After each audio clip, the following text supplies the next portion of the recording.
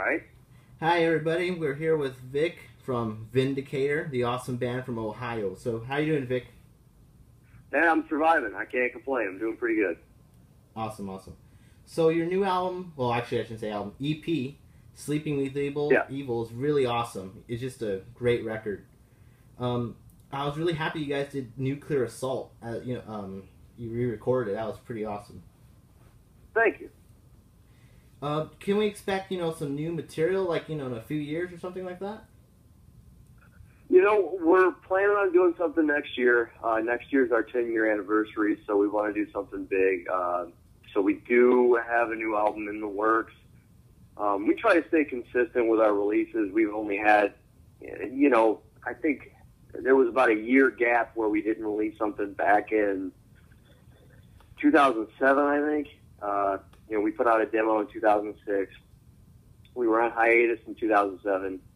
2008 saw releases up until this point. If they were singles or demos, so we try to stay consistent. So, next year's a big year for us just in the fact that we're 10 years old and we want to do something special. So the way I see it, a new full length is just about as special as you can get. Definitely. I think a lot of people are looking forward to that since your last album was killer as well. I hope so. I mean, that's what everybody hopes, And but it is what it is. There's a lot of pressure, coming out of that last full length and the EP.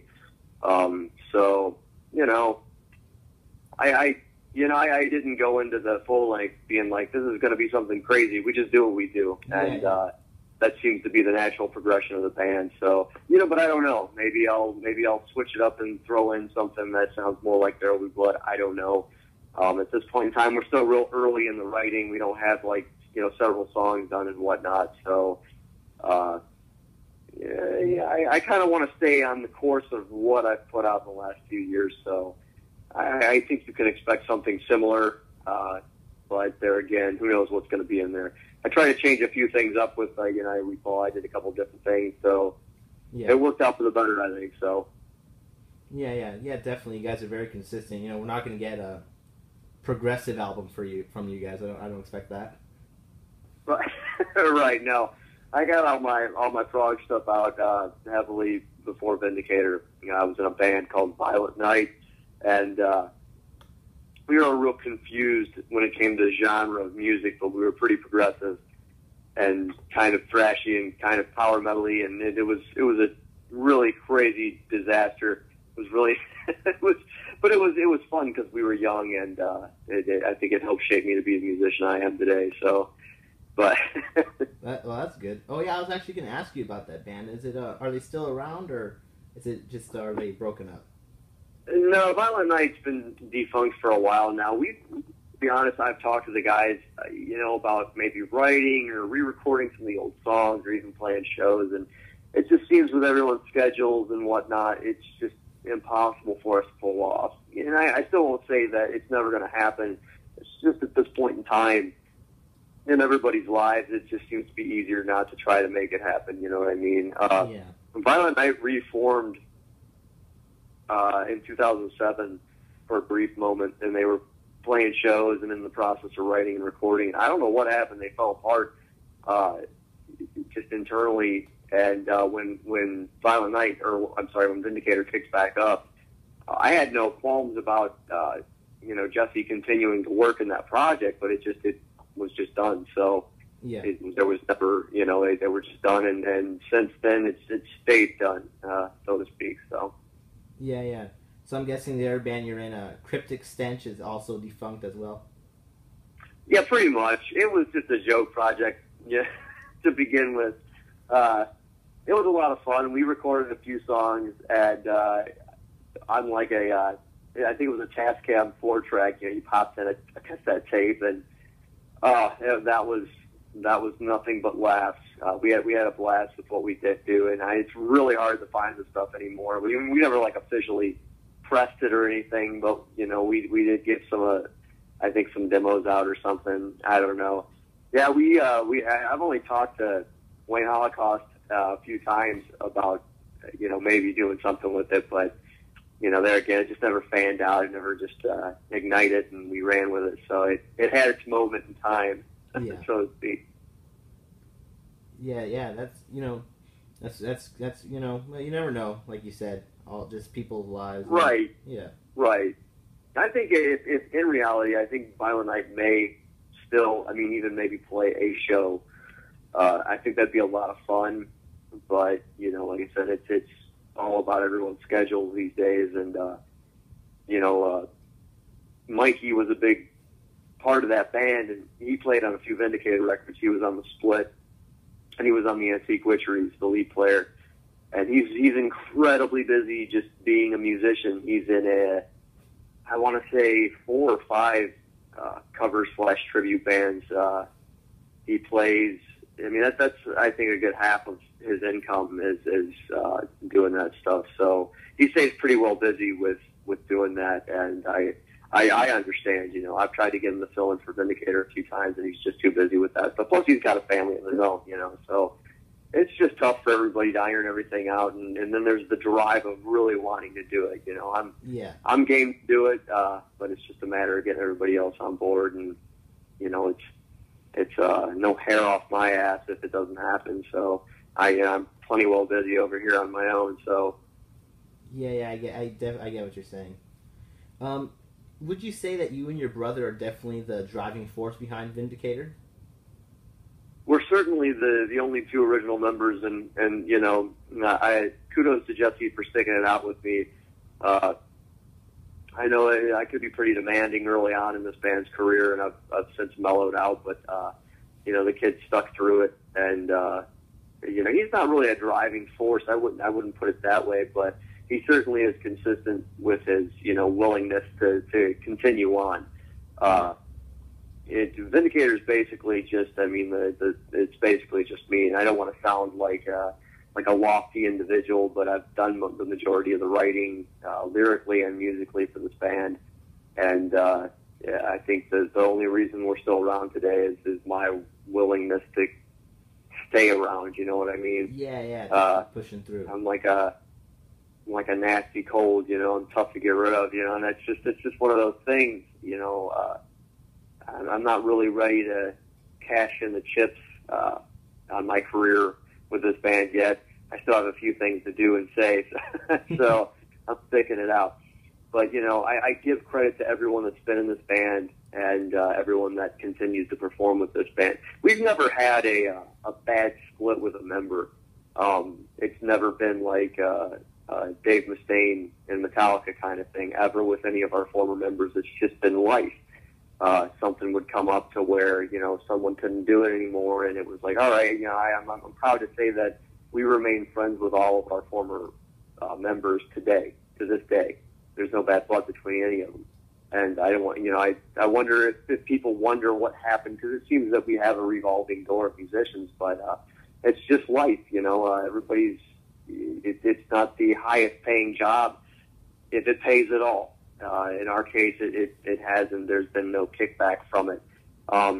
It tends to pay for itself, but, even then, it's hard. It's hard to pay bills and be in a band and do things, even if it's just play local shows. So I don't want to toot my own horn, but, it's mainly me behind this whole thing. And my wife, I can't take that away from her either. Her and I, this is our baby, this is our child.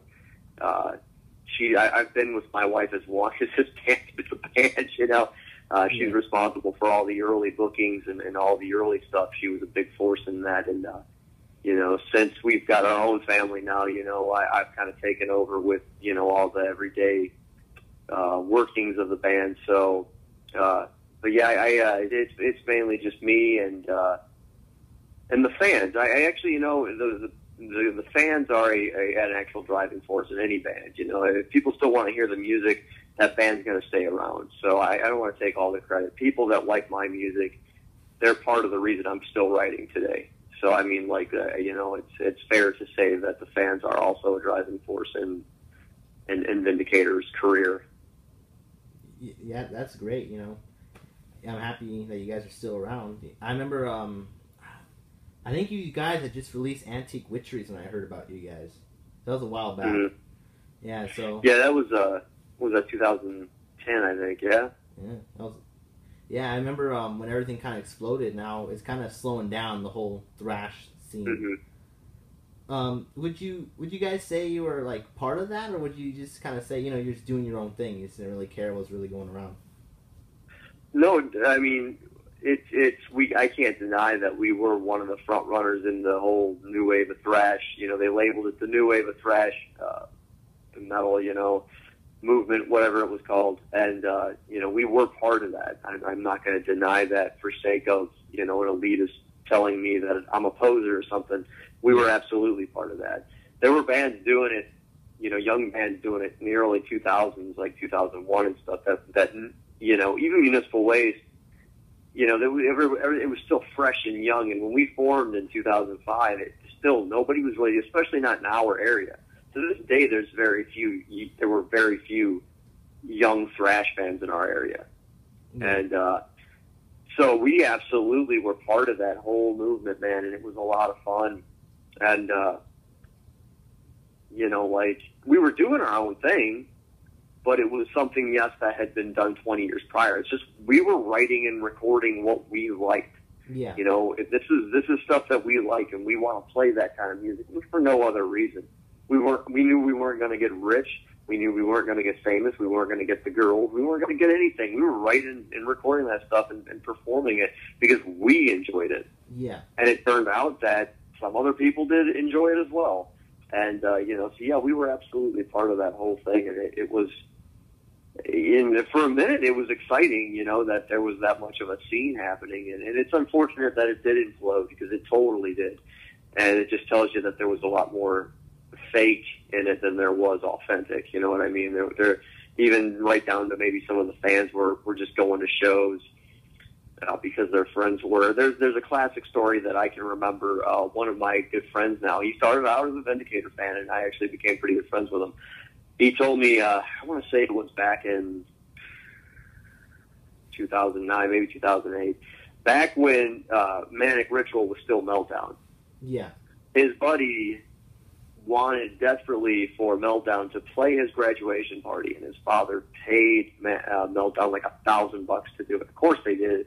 The place was only like an hour away from Pittsburgh, and they did it. Well, that kid to this day, he's not even into that stuff anymore. So his dad paid $1,000 for a thrash band, young thrash band, to come play his graduation party, and that kid listens to like hip hop or rap now, and has nothing to do with metal, period. And so I know that a lot of that was going on when the whole resurgence happened. There were a lot of kids who were just getting into it because their buddies were into it, or I don't know, maybe somewhere, I know not in Cleveland, but maybe somewhere there were chicks into it, I don't know. And I feel like that's part of the reason the whole thing imploded. But, you know, yeah, I'm proud to say that I was part of that whole thing. You know, there weren't a whole lot of bands doing it. I can remember the early bands sticking together, too, getting messages from Warbringer, from Fueled by Fire, you know, hey, man, it's cool to see that you guys are doing this out there. We were like a brotherhood, you know. So that was a good time. Yeah, that's pretty awesome. I was going to ask, you kind of hinted at a possible re-release of Let There Be Blood on cassette, which is pretty awesome. Yeah. Can we expect maybe a CD re-release or just cassette for right now? You know, I'm kind of weird about, I don't know, like we pressed 1,000 There Will Be Bloods onto CD, and I don't know, like I feel kind of good about having moved them all. It's in terms of sales, it's really not that many, but it's a big feat for a band who had no promotion and no label behind them. We moved them all. I don't know, maybe someday when I get the cash, you know, I like to focus on new things, and, you know, what money I do have, I like to put towards the future as opposed to the past. That's why, like, this is, you know, when we got it pressed on vinyl through Dementia Records, it was exciting because it's not on vinyl. And, you know, I did toy with the idea of putting it on cassette. I don't know if I'm going to or not, because I certainly don't have any bonus material to add to it. It would simply just be There Will Be Blood on cassette. Yeah. But I don't know. It does seem like there is. I've had people say, "Why don't you just repress it on CD and stuff?" So that's not out of the question. Really, I might try to do a licensing deal through a small independent label because I can't foot the bill for that. I'm dumping what little resources I have into the new record, and but maybe sometime in the future I can coax an indie label or something to reissue it on CD if demand's high enough. Yeah. There's been the whole CDs are going away and demand's going down, so I don't know. That might be tough to sell something reissued on disc, but you never know. I don't see them going anywhere, to be honest. They've been saying that for the past 10 years, and they still haven't gone anywhere. But maybe that might be something I do. Ohio is home to Hell's Headbangers Records, and they're pretty notorious for reissuing stuff and doing a wonderful job of it. The original pressing of There Will Be Blood, there was some quirkiness with the album cover, and we only had enough money to pay for a single insert, so there were no lyrics. But I wouldn't remix it or remaster or anything. I like it how it is. So yeah. Potentially, yeah. I mean, I'm not going to say that won't happen, but it's certainly not something on my radar right now. Okay. Also, who is on the cover of Let There Be Blood? That's Marshall. That's original vocalist, bassist Marshall Law. The story behind that is, I'm sure you're familiar with the Antique Witcheries album art. That was a Halsey Cost piece. And we got at Halsey very early on in her career when she was still just working with Toxic Holocaust, and before she became a sensation. Yeah. And we wanted her to do the album art for our first full length. Well, we gave ourselves a deadline, and we had to have that deadline because we did our first tour that year. Yeah. And so she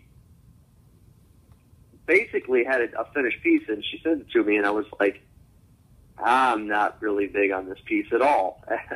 So I got back with her. I called her up, and I was like, here's what I was looking for. She was like, that's not a problem at all. Do not worry about it. So she redid the piece. Yeah. And it took her a while. Granted, that's one of her better pieces. I'm not there again. I'm not trying to brag, but I mean, like, the Antique Witcheries album art, I think, is one of Halsey Cost's best art pieces to date. Yeah. And so we were really cutting it close, man, and the day that we needed the art, because the next day we had to send in the files to get them pressed, the day we needed it, she was finished with it, and she was rushing to a Kinko's to get a high-res scan, and she couldn't pull it off. Yeah. So we paid her to do this art, and we actually sat on it until the Antique Witcheries came out. And so we had to do something, and we had to do it fast. And Marshall was like, I have this idea. It's kind of Exciter-esque, and I loved it. Everybody loved it. It just worked out perfect. And to be honest, it works for that album better than the Antique Witcheries album art would have worked. So There Will Be Blood has Marshall's bloody torso strapped with random belts and leather jacket. And I'm pretty sure he had green pants. I don't know where those came from. And just soaked in fake blood. He had that fake blood left over from, I believe, he was in a black metal band prior to Vindicator called Black Trinity. And, so he would corpse paint and then just blood on everything. And I think he had it left over from those days, and he was like, I got this blood. And we ran with it, and it worked out beautifully. I couldn't have asked for a better album. I've read reviews where people said I picked this album up based on the album art alone, and people were pleasantly surprised. They thought it'd be really tacky or something, and they enjoyed the music. So that is actually Marshall Law. And the hand on the back, though, is former guitarist Wayne Holocaust's brother, Duke. He was there. And we were like, well, you're gonna be a dying hand, kind of Maiden Killer-esque going on there. So, but yeah, that was a fun photo shoot. He was getting chewed up bad by mosquitoes that day. That's pretty funny. It was good times. So, why did Marshall leave the band? It was a personal decision. There again, it falls under the life category. Yeah. he just kind of wanted to get on with his life, and I think maybe part of it was pursue a career.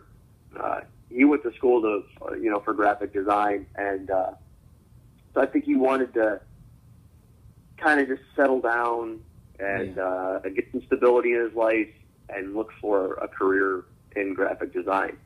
And I think the pressures of touring and the finances of those things just kind of got to him. We had a month-long tour booked, a few months prior to his leaving. Yeah. And I don't know, I think it just kind of got to him. And so he stepped out. That was tough. We scrambled for a few weeks. We tried out, vocalist, because not long before he quit, our current lead player, McMayer, quit. So we were trying to find a fill-in for lead and trying to find a fill-in for vocals, and I told Kid and Jesse, I was like, screw it, I'll do vocals. I think I can do this. Because I sang for Violent Night, so I was no stranger to being a frontman. It's just that I didn't want to. Yeah. And I started Vindicator. I just wanted to be the rhythm player, so I could enjoy it a little more. But it worked itself out, needless to say. But that was a really stressful moment in the band's career. We actually had to shave 2 weeks off of our U.S. tour because it was like a month and a half. However many days that is. And so we had to shave a couple weeks off just to get myself ready because I was not at all prepared to step up to that mic. Some of those picking patterns that I've written are fairly intricate, so playing Fearmonger and doing the vocals, that was tricky, but I did it. So that's 2 weeks must have been enough, I guess. That's great. So what are your vocal and guitar influences? Well, I mean, I'm sure you probably know. One of my biggest influences is Dave Mustaine. I don't play his V because I want to be Dave Mustaine, but I happen to like that model. And but originally I drew a lot of vocal influence from him and just from my dad. My dad's a great vocalist. And I'm nowhere near the talent of that guy, but I learned a lot about harmonies and melody from him. So I draw a little bit from him, and my playing. To be honest, some of my bigger influences, like Ice Earth, was a big influence on me when I was younger. Yeah, I really enjoyed playing John Schaefer's picking patterns. Like, it was a big deal to me. So I don't write songs like Ice Earth, but I always liked the challenging picking pattern. Well, I used to anyways. But obviously Megadeth is a monstrous influence on me, just altogether as a musician. Yeah. I mean, the list goes on. I could sit here literally probably for the rest of this week, and I still wouldn't be done telling you all my influences. I've drawn a lot from a lot of different influences now than I did when I was younger. When I was younger, we drew from thrash. That was it. Exodus, Metallica, Megadeth, Sodom, Artillery, Destruction, and I'm talking like these bands. Like, we like the tech thrash stuff, like In Search of Sanity by Onslaught, Cracked Brain by Destruction, by Inheritance by Artillery, Rust in Peace, Countdown to Extinction, Master of Puppets. That was kind of where even with the early stuff, like, I always wanted to write like that, and but still a lot of it turned out kind of rudimentary, but it worked out to our advantage. Like, it was more punk, and like on There Will Be Blood, it's a way more punkish kind of album than it is tech. You know what I mean? It's more on the punk side, maybe more crossover ish. Yeah. But I don't know. I mean, like, my biggest influence is probably Dave Mustaine. As a writer and a player. And Jeff Waters from Annihilator. I'm a huge Annihilator fan, so I've always been a big fan of how he writes. And I mean, that's, like I said, the list goes on. Yeah. Those are Maiden. Obviously, Iron Maiden's a huge influence. Who doesn't love guitar harmonies? Yeah. And I mean, they're the masters of it. So every influence from every band predating us and bands that will come out after us. We probably have the same influences, but I drew a lot of influence from my dad, and I grew up with a band in the basement constantly, and just my will to be a musician, comes from him and the projects the assorted projects he was working with when I was young and growing up and impressionable. So his band Stutz, they were like a hair band, sort of hard rock hair bandish kind of thing. And I drew a lot of, that was just, it was inspiring to me, watching old videos of them and whatnot. And that's why I wanted to play guitar. My dad fronted a band and he played guitar, and I was like, I want to do that too. And so I drew a lot of, inspiration from him just in his career alone. So that's pretty cool. So what gear you use? You obviously use a Dean, but what other what amps and all that do you use?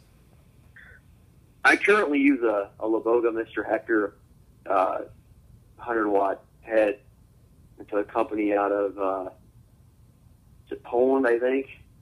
Oh. And I got turned on to it because back when I stepped up my gear, as a player, you go through phases where you buy what you can afford, and then you start looking at things that are a little more expensive, but not too expensive, and then you start making these leaps and bounds. And when I finally wanted to cash in on that, pro head that I can keep for the rest of my life, I went with Laboga, because at the time, Jeff Waters was endorsing them. And there again, Annihilator's a huge influence, and I love Jeff Waters' tone. Yeah. And I was like, well, that's the head I got to get. And I've had that head since 2008. And it's a champ. I'm learning more and more about tube amps and certain tone and this and that every day. And so I've since dabbled in rolling some tubes and getting some different sounds in there. My go-to guitar right now is my Dean, my Mustaine model. And to be honest, it's not a real expensive guitar, but it's incredibly playable and doesn't ever come out of tune. It's an amazing guitar. It's beastly. I bought it used off eBay. It was discounted because I'm assuming because it doesn't have his silhouette on the back of the headstock. The new Deans have that, and that makes hundreds of dollars of difference. But that's my go-to guitar. I currently have a white Gibson V. I think it's the 67 reissue. I think that's what that is. That needs some love. It needs some work, so it's not my go-to yet. I'll probably switch up to that because it's a classic guitar. I'm a V fanatic. I love Vs. Oh yeah, me too. And so that's my backup guitar right now. It doesn't stay in tune too well, and it's got some Seymour Duncans in it that I'd like to get out and throw in better pickups. And it doesn't need it needs a fret job and setup and a few other things. But it's my backup right now just because it does fall out of tune so easy. But those are my two main guitars. I have several guitars. I have a Iron Bird. If you look at early pictures of the band, I used to play a BC Rich Iron Bird. Yeah. And this guitar actually is on a lot of the recordings of Vindicator. It's an American-made Iron Bird. It's got some crazy custom barbed wire paint job. It's actually from the custom shop. It says custom shop on the back of that side. It's an old classic. I think it's from the late 80s, early 90s. I need to get a hold of BC Rich because you can give them the serial number. They can kind of give you a history on the guitar. Yeah. And but I still bust that out and jam with it on occasion because it's an Iron Bird. It's easier to play sitting down. I've got my KXK. That's the only other guitar you'll see appear in live pictures. It's a green guitar. That was a company out of California. I don't know if they're still around, but they were a small independent shop. They got a little notoriety when KK Downey from Judas Priest endorsed them. That also drove up their prices, now since he's retired, I don't know if they're even a company anymore. But that guitar is a phenomenal guitar, really easy to play and whatnot. But because it's my custom guitar, I don't know, I kind of stopped playing it because I feel like it's a family heirloom now. You should never feel that way. You should never feel that way about a guitar. You should always be able to see it like it's a piece of wood. And when I bought the Dean, that's what I had in mind. I was like, I want a guitar that I'm not afraid to scratch, drop, chip, and I never wanted to nick that KXK. I was like, this guitar is too gorgeous. And so she's actually not seen the light of day in a while. But yeah, my Dean's a go-to. It's a beast. Yeah. I have no complaints about that guitar, and I don't really play too many pedals. I use a decimator, an ISP decimator, by recommendation from Jeff Potts. I can remember going to a Mantic Ritual show, and he was like, "Dude, you got to get one of these pedals. They're phenomenal." And I did. I bought one, and I'm not at all disappointed with the thing. And have a tuner. You know, I finally last year upgraded my head to a live-in case so that I can just pull the front and back off, and I don't have to plug in so much stuff. A lot of venues up here, it's 15 minutes on, 15 minutes off kind of thing, and they want you on and off that stage as fast as possible. I used to run into the scenario where I carried a luggage bag with me full of cords and shit, and that could get kind of stressful when the chord you're looking for is on the very bottom. You're digging through several backup chords just to find it. Yeah. And your time's running out. And I got real tired of that. And this live-in head's it's really nice. You know, like I said, just pull the front and back off.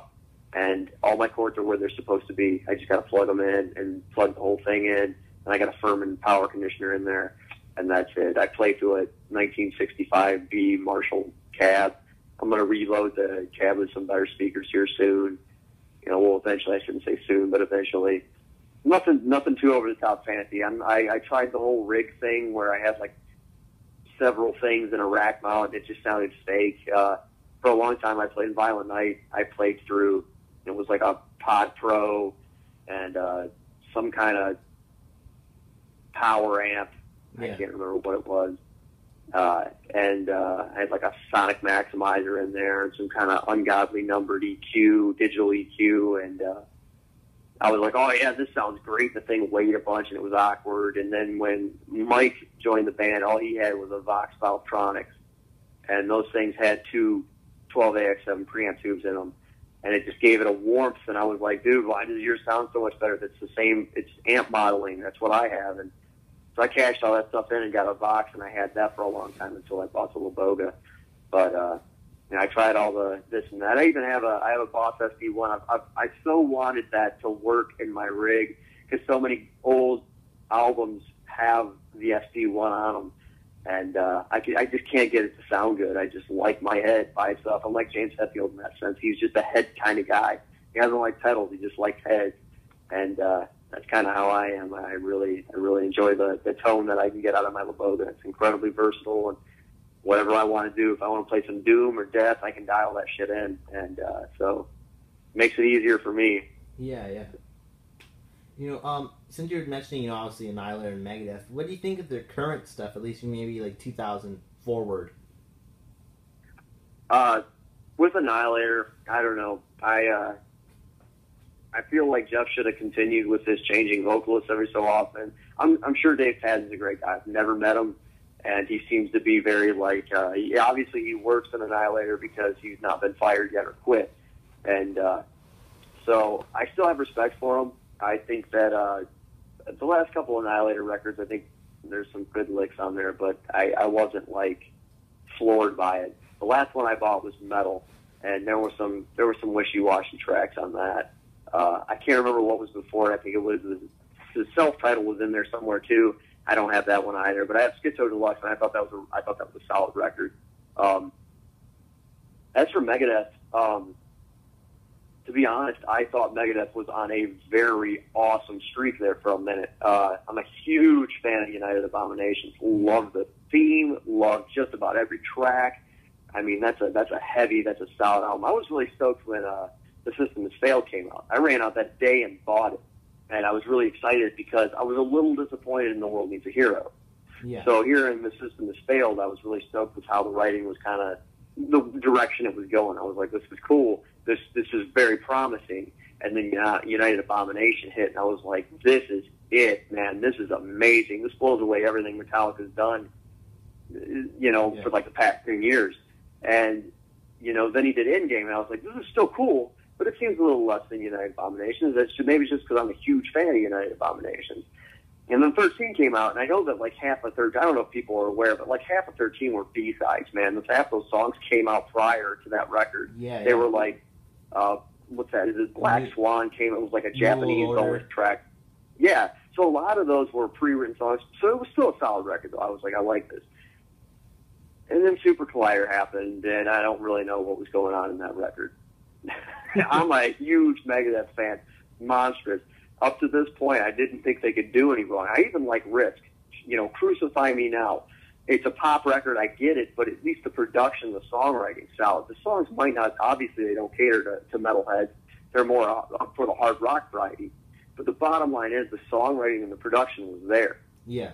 And that's where I didn't really like The World Needs a Hero. I was like, the production went down, and I was like, for Megadeth, this is weird. The songwriting's kind of weird. But Super Collider, I don't know what was going on there. I would have rather you just waited.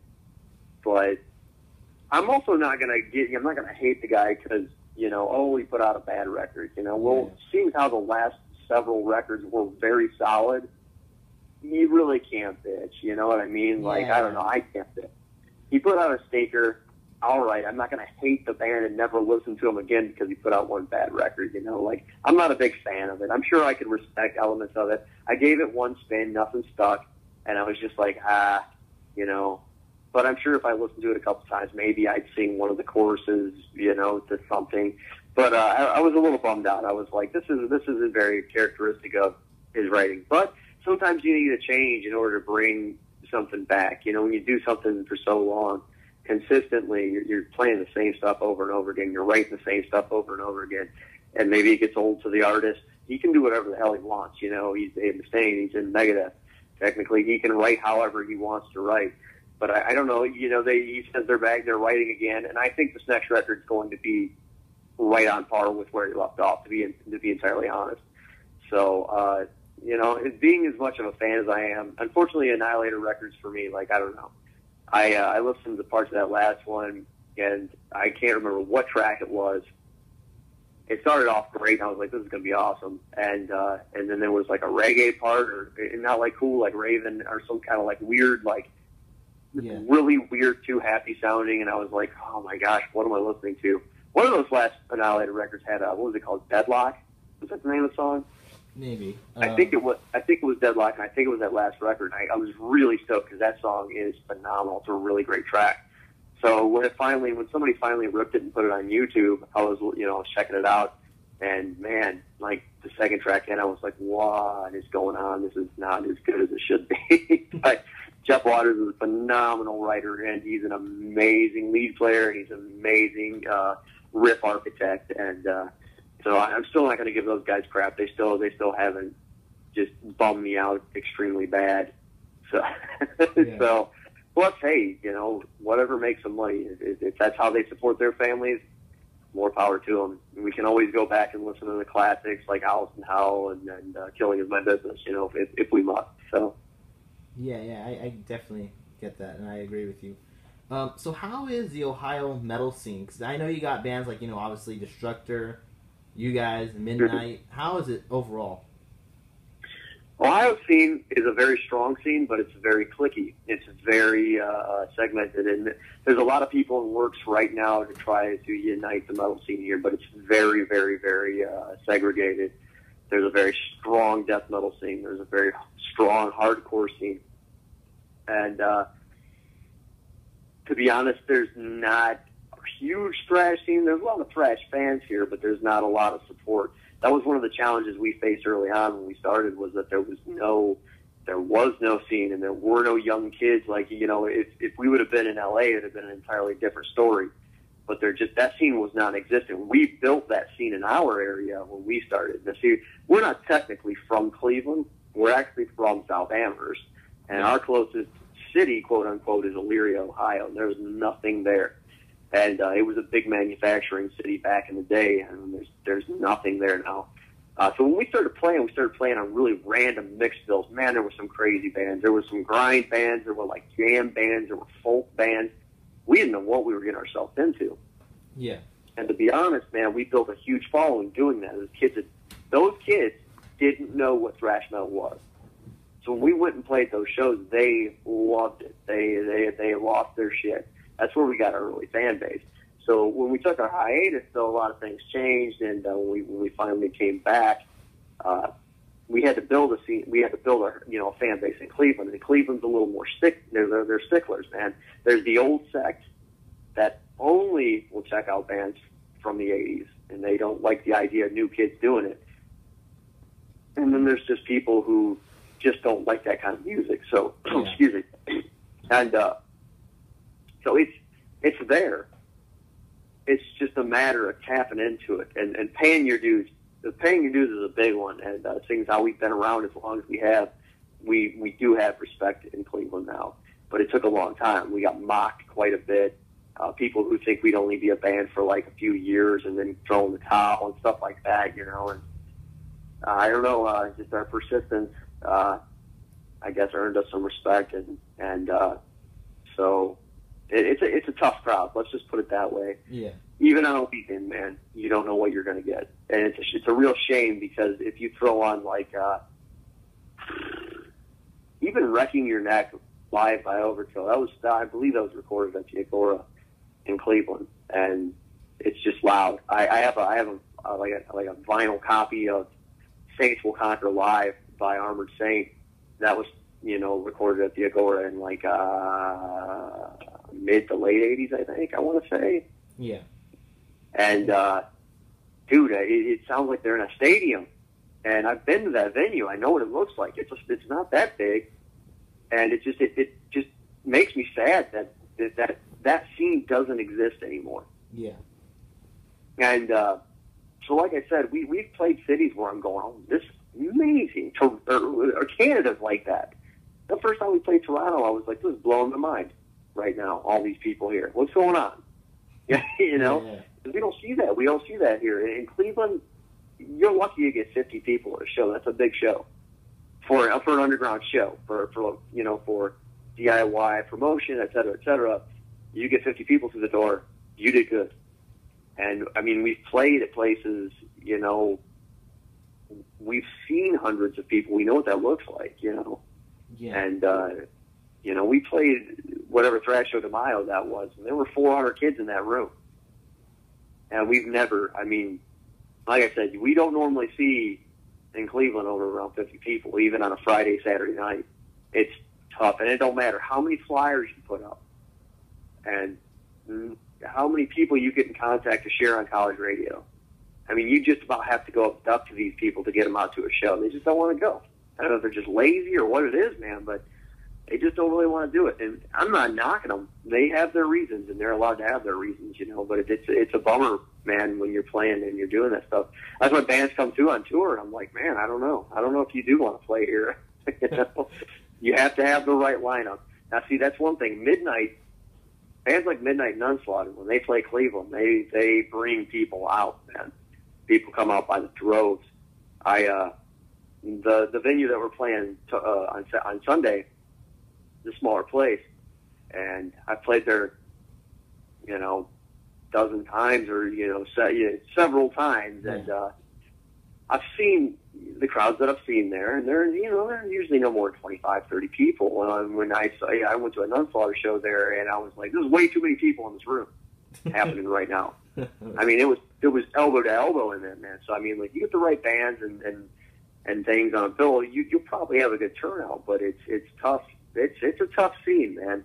It's a really tough scene. So, the people are good, though. The people that are involved in the scene are good, and the bands here are super cool. So, I think it's worth the exchange. The huge scene for the cool bands that we do have. They're all, like I said, they're all good people. They all know what it's like,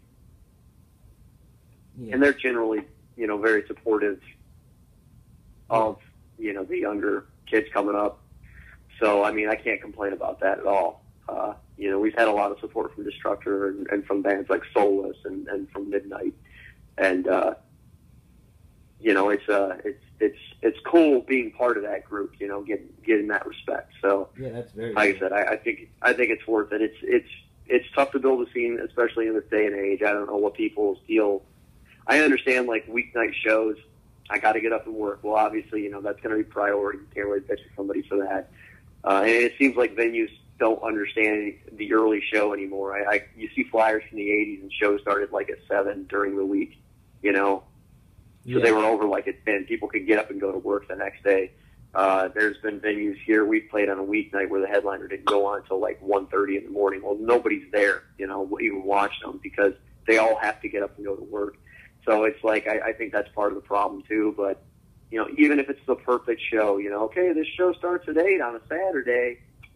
So they say, I got excuses for this or that. So it's like, all right, whatever. It's just tough. I don't know. People just, there's too many things to distract them. There's too much on TV and there's too much going on their phones. And I don't know. They'd rather just do something else than go to a live show anymore. And I don't know. Maybe they've seen too many bands that are boring or too many bands that just have no energy. I don't know. I don't know what it is, but something's keeping people out of shows, and it's a real bummer. That does suck. I don't understand why promoters, like you said, why would you put on a headlining band at 1:30 in the morning? That makes no sense. Mm-hmm. Yeah, that's, to me, that's even too late for that band should be playing no later than 1:30 on even a weekend. I think that's ridiculous. People don't. I think their mentality is the later they play, the more people are going to drink at the bar. Well, that's if they have a huge established fan base that are waiting to see them. Like if you took a band like Exodus and you had them play like at 1 in the morning, yeah, their fans are still going to be there at 1 in the morning, so they're going to drink up to that point. But if you take a no-name band, and the band that I'm referring to, like, is Ex Mortis, they've been around since we have, and they're terrific individuals and they're phenomenal players. But in Cleveland, nobody really knows who they are. Yeah. Those poor guys had to go on at 1:30 on like a Thursday night, and there was nobody there watching. People had went to that show to see them, and they left. And they left at like 11 because they were like, dude, I got to get up and work tomorrow. Oh, damn. And it's just because the show was pushed back so late. It's like, you can't do that, man. People aren't going to, the people that are here are going to drink the same amount, regardless of how far back you push it out in the show. You push it back so far, they're still going to only drink several beers. They're going to get pulled over on the way home and then lose their entire life. Yeah. There's some pretty stiff laws about drinking and driving these days, and people don't really like to toy with it. Therefore, they're only going to drink a set amount of beers, regardless of how late you push the show back. So I don't understand that either. But that's me. I guess if I had my own venue, I'd change that whole ideology, but I don't. So, I want to talk to you a little about the so-called metal media. You know what I'm talking about, Metal Injection. Oh, I know. Metal Sucks. So what I personally kind of loathe those websites. What do you think about them? I'm not a big fan of them either. I think that they like to run smear campaigns. I think that they don't really report on metal. I know how it works, man. Like, those guys got to get paid too. They're not doing that for free. If you can find a little blog spots and stuff like that. I know a few from the metal media that are actually legitimate individuals, like the great Southern Brain Fart. That guy actually, he's a good dude. He speaks his mind. He's not getting any type of tail or any type of kickback. Angry metal guy. That's a legit dude. But the big ones, I don't know how I feel about them. Like they seem to always be reporting on really pointless things. Sometimes it's all right. And I'm not going to lie and say that I don't go to those sites sometimes and read some of the articles and whatnot. But I can just remember, like, one of the things that stuck out in my mind was, like, when Metal Suck completely just ripped Warbringer. Now, no matter what you think of them, the article was just poorly written. And it was insulting reading it. It was like, well, you don't know these guys. And you're clearly just coming from an assumption standpoint, and that's wrong. That's not journalism at all. To me, like I feel like they should have interviewed them and got their side of the story, et cetera, when they were reporting on the whole collapse of the band. And I don't know, it rubbed me the wrong way. And it's like, you guys are always you're not really interested in music. You're interested in what people. I feel like it's what people are paying them to be interested in. You know what I mean? Yeah. I feel like it's hey, I got this band I need you to write something up on. Here's a check. I'm sure it's not like that at all, but I mean, like, I feel like that's kind of how it is, kind of like payola from back in the 50s or whatever. I feel like that's just the labels get a hold of them, and it's a big conspiracy in the metal world. But I don't know. I'm not a big fan, to be truthful. I feel like young, promising bands get overlooked if they don't have somebody pushing for them. And it's the internet. It's not like they can't just get on and check bands out. Yeah. And be like, oh, this band. And I feel like they really do. I feel like they focus on the negative. How Metal Sucks, the website name alone, irritates the hell out of me. Yeah. Why does anyone go there? It's just it's hilarious. It's ironic. What? I don't get that. And don't get me started on the satire sites, man. I really can't stand them either. Like Tyranny of Tradition and Over the Top. Those ones drive me like way more nuts. It's like ever since The Onion came out, everybody's got a joke site now where they just make fake news, and like those two websites or blogs, I don't know specifically what they are, but they write a bunch of fake nonsense. So then I got to see my newsfeed with that crap in there, Steve Harris is starting a rap metal band. No, he's not. That website's not authentic news. It drives me crazy. But no, I'm not a big fan of the quote-unquote metal media. I think that some of them, if not all of them, are jaded, elitists. And I mean, I'm not trying to burn any bridges. I think that I do know some good ones. I do take that back. Not all of them, but I do know some good ones. But I don't know, and maybe it's just me, just being a grumpy old guy myself.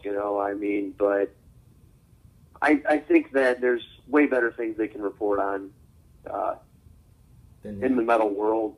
I think there's better stories to be written, and I think there's better bands to be given the chance to be put in the spotlight instead of just the same old bands over and over and over again.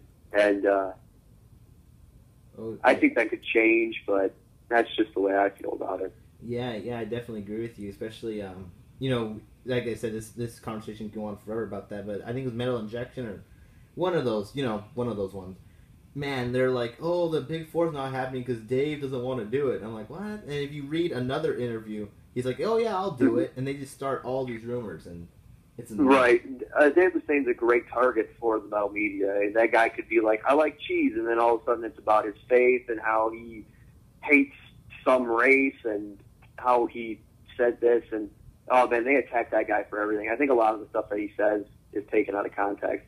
And if it's not, it's Dave Mustaine. Why would you be shocked? Yeah. Dave Mustaine said something really crazy. And how is that different from the 80s? Yeah. I don't get why that's newsworthy at all. And you're right, I see that a lot too. And it's like, not just because I'm a Nighthawk fan or anything like that, it does get old. It's like, oh man, isn't there something else you can talk about besides this? Yeah. I don't know. Yeah, definitely. This is a little bit about your lyrics on the song "Fatal Infection." It says, "Without a corporate sponsorship, you cannot pursue happiness," which I think rings very true, especially now. You see bands that they're only going on tours, or even festivals. You see, they're funded by these big corporate entities. Mm-hmm. What do you think about that? Do you think it's a good thing, or do you think it's kind of a bad thing because they become influential of what bands like book and so forth? True. You're absolutely right there. I only can hope that it doesn't go that deep. I do believe sponsorships and endorsements are, key to, if a band can tour on someone else's dime. Having done that myself, just touring, I know how expensive it is. And if someone else, if Converse got a hold of me and said, hey, I'm going to put you on the road and I'll pay, all expenses paid, well, of course I'm going to do that because that gives me a chance to engage with my fans, and it's not costing me an arm and a leg, which touring does, especially here in the States. It's not a fruitful venture. But in terms of festivals, too, I understand that some festivals can't go on without endorsements and sponsorships and whatnot. I'm more talking about, lines of lobbyists. So in Washington and whatnot, like that's more political in that sense. But I know what you're saying, and you're right. It can come down to, in terms of Clear Channel alone. Clear Channel decides what bands are played on the radio. There could be thousands of great unheard bands, and guess what? You're not hearing them. You're hearing Nickelback's new track. And that's, the reason that's happening is because of things like, and that's not a sponsorship. That's just who's controlling the airwaves. But, in terms of bands and music and whatnot, it's not as bad as racing yet. when you start seeing, McDonald's stickers and Nike emblems on guitars, you might want to be concerned. Yeah. but it is easier when someone's going to give you a discount or help you out in one way or another. I don't know. I haven't run into a situation where because a certain sponsor is helping out a festival, they decide who's. I mean, obviously, if it's a label, for instance, that label's probably not going to sponsor a festival unless their bands are on the festival. That's usually how that goes. Yeah. But if they are, if it is something along the lines where they're dictating who plays, that is unfortunate.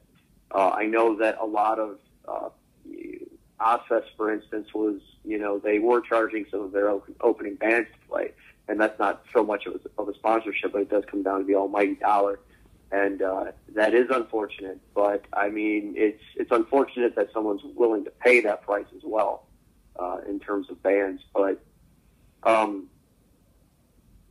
I don't think it's a bad thing for a band yet. If we have a few endorsements ourselves. We're endorsed by SIT Strings and Emergency. If one of those two companies were to come into the studio while we were writing and say something like, "Well, we don't want to, you can't write that because we don't want to be associated with it." Yeah. That's crazy. If something like that's going down, I'm unaware of anything like that ever happening, but if it were to happen that way, that would be intensely insane, and I certainly wouldn't want to be part of that company anymore because you should be able to express yourself.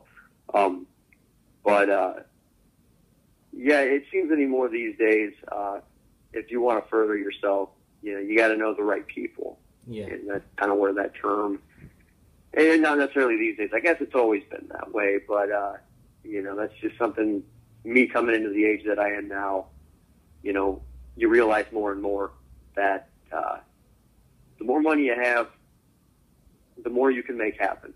Yeah. I'm not trying to champion some poor people saying, I don't want to burn any rich people or anything, whatever. Some of them were born with a silver spoon. Some of them worked hard to get to where they are. But I know that there are there's a lot of unjust things going on in terms of, well, we're going to screw you in favor of making a dime. That's the gist of it. So yeah, that's kind of what I was getting at. But you're right.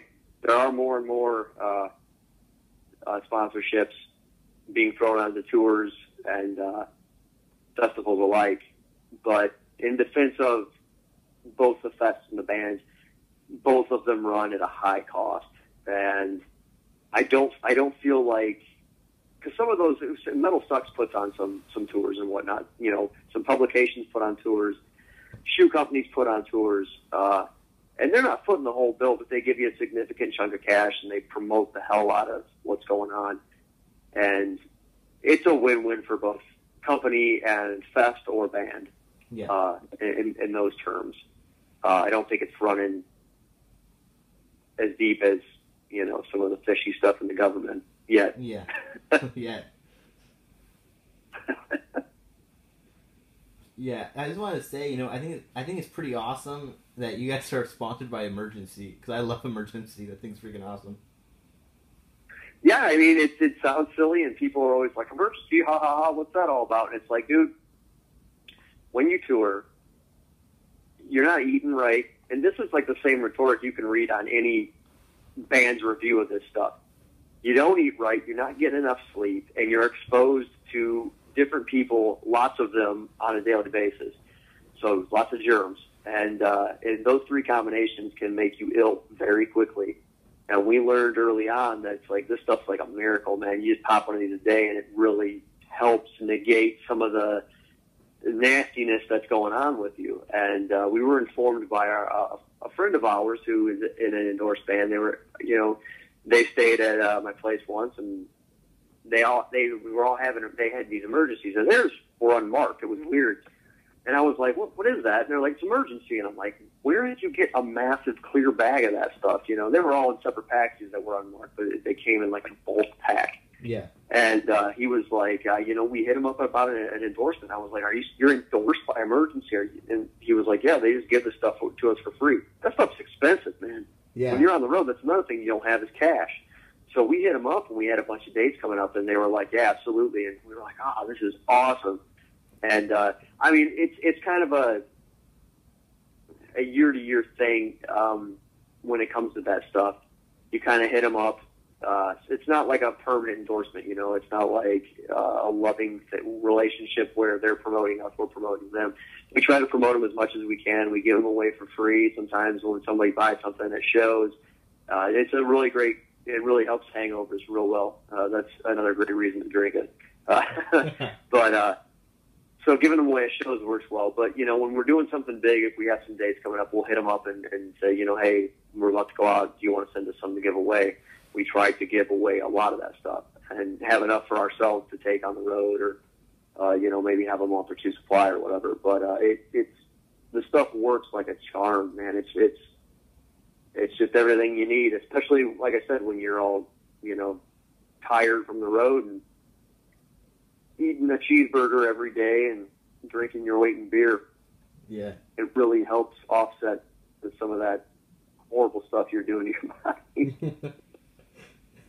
Yeah, definitely. I was wondering, I know you guys did some West Coast days back a while back. You think maybe if the new album drops, hopefully get like a U.S. tour, not just West Coast, but just any U.S. tour dates? Hopefully, and I use that word lightly. It's really hard to say what we can and can't do these days. It's basically just Jesse and I. Yeah. And our bass player is in several bands in Ohio, and one of the bigger bands he's in is Ringworm, who just recently put out a record on Relapse. And they've been touring heavy this year, and I don't see that ending next year. So we got to base it around his schedule. And we have one fill-in for him, and then our lead player is the same way, except in Fort Wayne. He's in several bands out there, one of which is a top-dollar cover band, and he gets paid significantly for doing that. So it's working our schedules out with those two factors in mind, unless we can find fill-ins that are willing to do it, and that's usually a tough thing to do, too. Ideally, I want to do a West Coast tour next year as well as an East Coast tour and support the album. Not so much in between. Nothing against any of the cities there. There's a lot of great talent. I would love to go down to Texas and just play Texas. But we haven't been past the Mississippi in a long time, and I would love to get out and do some dates along the West Coast. But I can't say for sure because I don't know what everyone's schedules hold next year. You know what I mean? Yeah. It's a delicate thing. Ideally, yes, I would love to do something. Canada just recently did away with all the BS about bands playing there. When we would go up and play Canada, you had to sneak in. And we were always playing somebody else's stuff because we would just bring ourselves. And it was a real pain. And it's like we were criminals just because we wanted to come play some music. But you had to have work visas to do that up there. And they recently, from what I gather, I could be entirely wrong about this, but from what I gather, they did away with that, so a band can just go up there and play now like it's going to a neighboring city to play. And I would love to get back in Canada. It's been so long. It's a lot of fun, and it's been a long time since the East Coast. It's been a long time since we've been really anywhere outside of Fort Wayne and Chicago. Yeah. Last year we did a string of dates with Vicious Rumors and Seven Witches that took us down to St. Louis before our car broke down before Oklahoma City. So, we played St. Louis and Kansas City last year, Fort Wayne, Detroit, Indianapolis, Cleveland, and I think a couple more that I'm not thinking of, maybe one or two more, but it wasn't that big. It was just a week long, and it didn't take us too far out west. But, it's been a long time, and I know people are dying for us to get out there. It's just a matter of schedules and logistics, finding the time and the cash to do so. And that's pretty tough these days. Yeah. Is James? So I would say yeah. You know what though? I would say yes. You know, I don't want to sound like I want to be all negative and sad about it. Yeah, yes, we would love to get out there, and it is something that will be discussed pretty heavily in the coming months. I just can't take a guarantee to it. So yeah, I would say stay optimistic about it. Yes. Oh, is James still in your band as a lead player? James is a studio player for us right now. There again, he's on to bigger and better things, and we're fortunate to have him still be part of the band in a sense. Justin Zick from a band called Zephaniah out in Fort Wayne is playing lead for us right now, and we're extremely grateful to have him on board because you know, he's generally available. He's a talented guy, and he drives like 3 hours just to get to where we are. So, I mean, it's like a 6-hour round trip for him to come to Cleveland and then back to Fort Wayne. And that would weigh heavy on anyone. I mean, it's just a 3-hour drive to go play a show that you're not getting paid big bucks for. Yeah. And we're thankful to have him on board. But now James is doing, he's into all kinds of stuff back out in California. So, playing, a lot of it's playing, writing, scoring. He's doing all kinds of stuff out there. So like, it's exciting to have him still on board and still offer up his fretboard prowess. He's one of the more phenomenal players I've had the opportunity to write with. So I was never afraid of having James put a lead on something. It was like, this is going to be awesome. Just do what you do. Yeah. And he did, and it was awesome every time.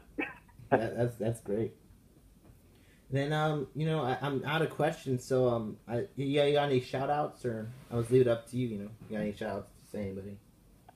Well, Witchhaven's new record came out today. I think everyone should go buy that and support those guys. They're a great bunch of people. Love to get back out in your neck of the woods soon, and because it would be a lot of fun just seeing some familiar faces. And I don't know. Just keep at it and keep enjoying thrash for the sake of the bands that are still playing it. We're all struggling, starving artists, so give support to your local bands and go to shows. That's the best one. It's just go to shows. I don't know. Does your scene have an issue with going to shows?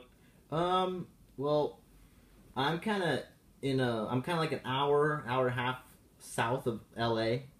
So I kind of have to drive up, but LA overall, they got a lot of different bands. You know, sometimes you'll get thrash bands. Yeah. I think Spellcaster is doing a show with Witchhaven later this month. Yeah. Yes, they are. I did see the flyer for that. We just played with them in Chicago. They're in tight form, man, so they sound good. But yeah, go to that show. Just go to shows. Just support your scene. You don't have to go to everyone. Just go to a few of them. Go to one a month. One show a month. Yeah, I agree with that. Well, thank you for your time. Thank you, man. Dude, not a problem at all, man. I appreciate it more than I can say. Awesome, man. Okay,